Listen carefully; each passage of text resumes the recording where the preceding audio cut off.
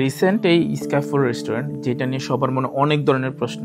অনেকেই বলছে যে খুব বাজে একটা রেস্টুরেন্ট, সবার এক্সপিরিয়েন্স থেকে অনেক বাজে এবং এখানে খাবার অনেক বাজে। সো যেহেতু আমরা আজকে চলে গিয়েছিলাম স্কাইফুল রেস্টুরেন্টে, একদম অনেস্ট রিভিউ শেয়ার করব এবং স্কাইফুল রেস্টুরেন্টে কী কী ফেস করলাম সেটাই জানাবো। সবার প্রথমে বলে দিই, আপনারা জানেন যে স্কাইফুল রেস্টুরেন্টে যাওয়ার আগে নাকি রিজার্ভেশন করে যেতে হয়। পার পার্সন নাকি তারা 1000 টাকা করে চার্জ নিয়ে থাকে। বাট যেহেতু আমি ঈদের অনেক দিন পরে গিয়েছি এবং কোনো ধরনের রিজার্ভেশন লাগে নাই এবং কোনো ধরনের অ্যাডভান্সও আমাকে বুকিং দিতে হয় নাই। তো আমার কথা হলো যে আমি আগে রেস্টুরেন্টে যাব, তারপর যাওয়ার হবে পরে বুঝে নেব।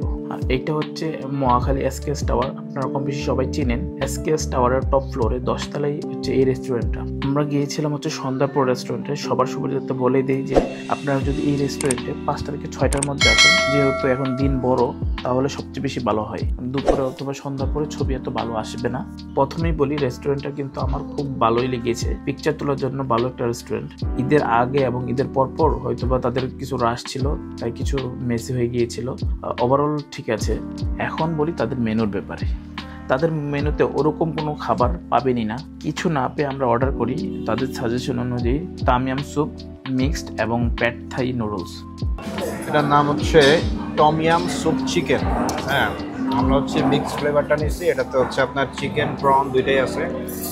সো ভাবছিলাম যে স্যুপের মতো মনে হয় যে একটু টেস্ট হবে, পরে দেখলাম যে নাইট্রেটের স্যুপ না, কেমন জানি একটু মানে ইয়াটা একটু পাতলা, আর হচ্ছে টেস্টটা ভালো, মানে খারাপ না, ঠিক আছে, মানে স্যুপের মতোই অনেকটা। আমার কাছে মানে খারাপ লাগে নাই, পুরো কথা। আমার খুব আহামরি যে লাগছিল ওটা এরকমও না। উপরে আলাদা বোঝাইতেছে, একটু স্পাইসি হবে, কালার দেখে মনে হইতেছে এটা আলাদা। হাই স্যুপের থেকে বেটার মনে হইতেছে তাই আমার কাছে পার্সোনালি। ওকে, ইউনিক স্পাইসির কারণে আরো বেশি ভালো লাগতেছে। একটু ঝাঁঝালো একটা ইয়ে আসতেছে। হ্যাঁ অ্যাকচুয়ালি গুড, মানে অন্যরকম একটা টেস্ট। এরকম টাইপের স্যুপ ট্রাই করি নাই, যার ফলে আমার কাছে এটা ইউনিক লাগতেছে জিনিসটা। Actually good. এটা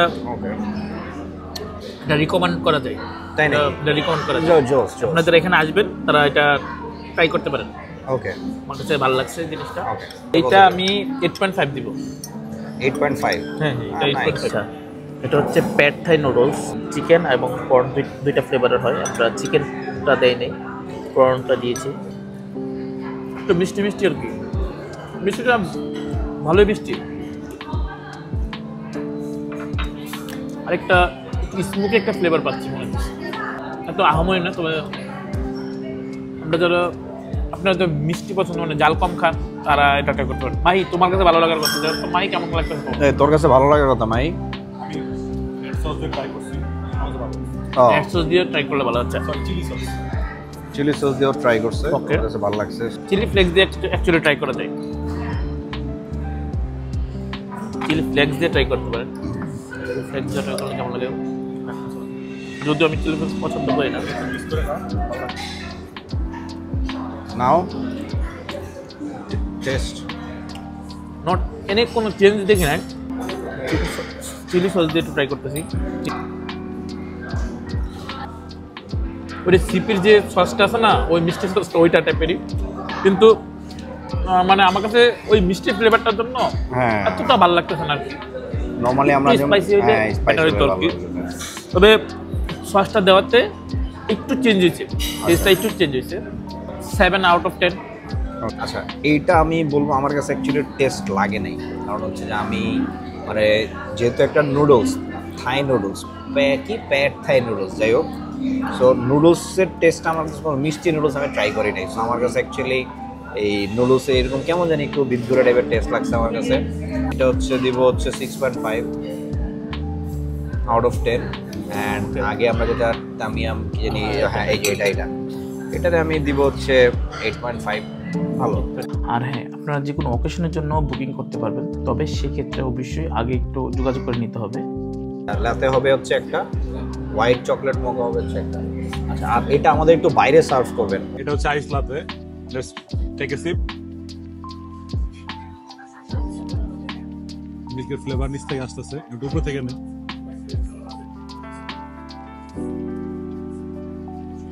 একটা কড়া এসপ্রেসো মারছে।